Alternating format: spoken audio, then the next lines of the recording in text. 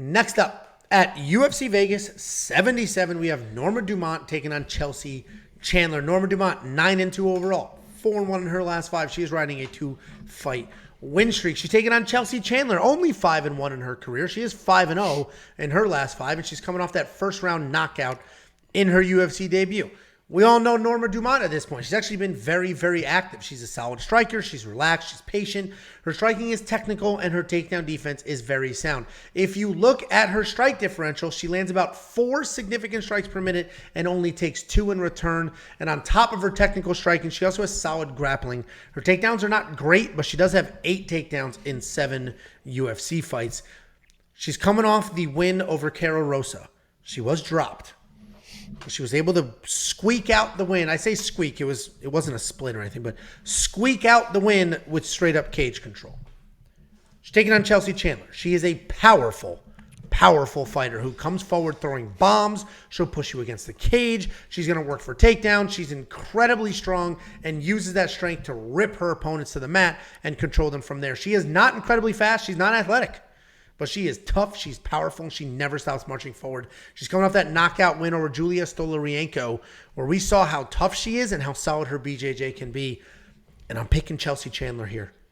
I mean, ever so slightly picking Chelsea Chandler here, but we just watched Norma get dropped. This feels very much like the Gomes-Yaryui fight from last week, where Yasmin Yaryui was knocked down in her fight going into that, and everybody just ignored it and chalked it up to nothing, then got flatlined.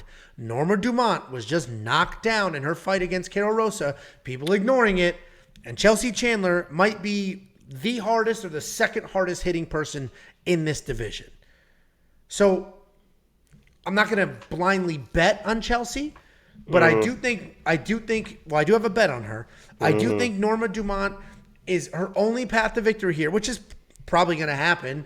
She closes the distance, holds Kelsey against the cage, tries to work a takedown. The takedown defense is pretty tough. It's a whole lot of boring bullshit, but Chelsea's going to land the big shots and is going to do more damage. So this is going to go one of two ways.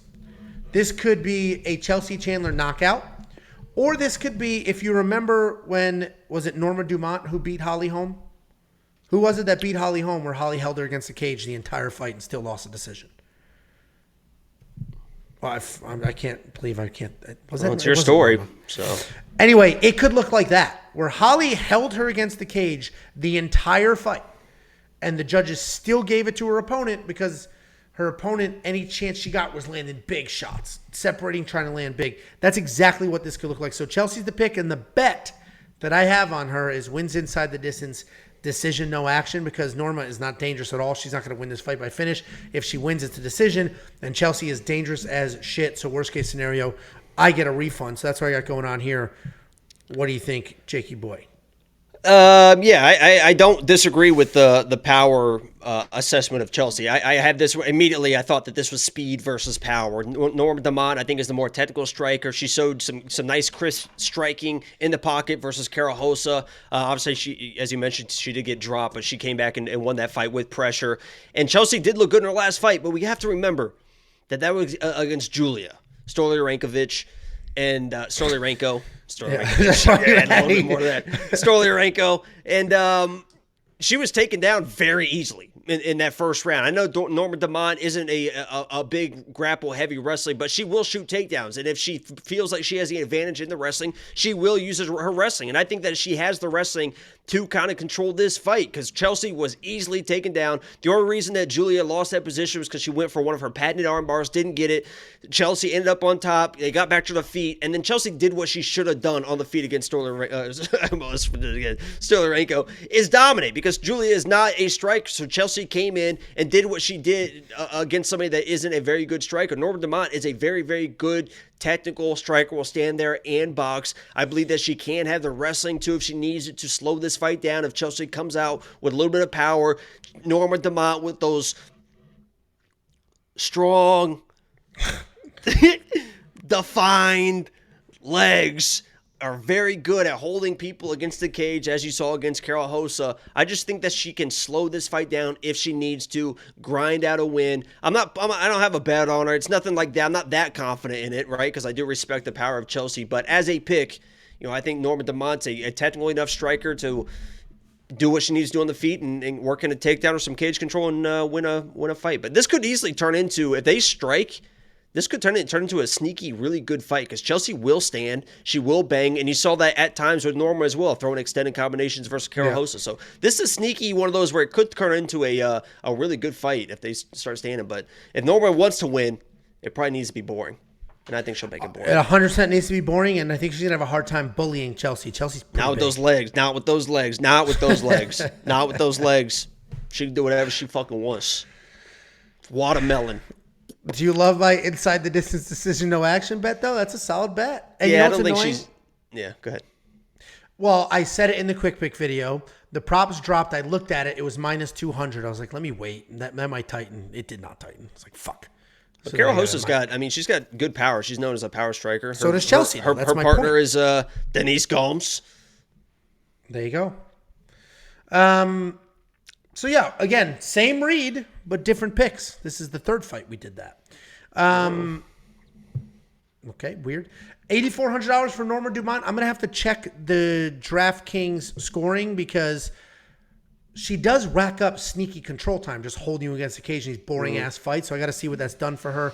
Chelsea Chandler, $7,800. If she wins, she will score big, big, big. So we'll keep a close eye on that. We have a $20 super chat from MMA Sko Williams. He said he's up 12 units from the last event. Congratulations on that. Thank you guys for the great product. If you haven't signed up, then you must hate money. We appreciate it. And if the fact that this man took $20 and sent it our way is unbelievably appreciated. The fact that he used Do you remember his name? MMA Sko Williams. You remember his name? No, Sko Williams? What? Scott. Why would I know his name? Well, we had this exact, Jesus Christ, we've had this exact same conversation last podcast, so.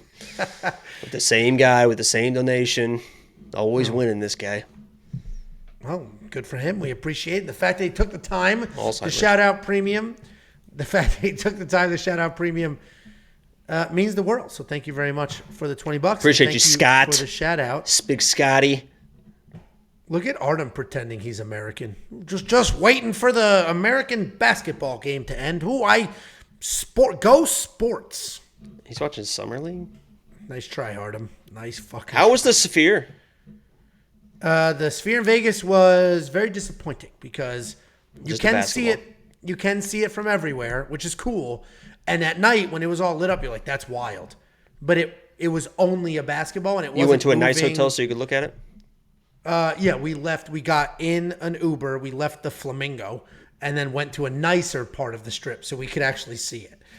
But it was just the ball that wasn't moving. So it's like, okay, I wanted the It looks eyeball that I wild, though. saw on the eyeball on Twitter is the wildest thing I've ever seen. It's like I want that. It should just do that every day. Imagine if the UFOs are real and they're just flying See around and that? they're just like, whoa, we gotta get what the fuck? We are not where we thought we were. We gotta get the fuck out of here. They got something real down there. Holy And shit. anybody who They're doesn't know, if you don't know what we're talking about, just go on Twitter and look for the Sphere Las Vegas. It's the world's largest LCD. $2.3 billion, I think it cost. Yeah, it's a 17,000 seat arena. That's a full blown circle, and every inch of the outside is an LED screen. And on the 4th of July, they were just putting wild shit on that screen, like an eyeball the size of an arena, just like blinking. It looks absolutely and looking. real. It's not what you think. It doesn't look like an eyeball in LED. No. It looks like a fucking eyeball. The basketball looks like a fucking basketball, like a big ass fucking basketball. It's crazy. No, it is crazy. It's wild. You're crazy.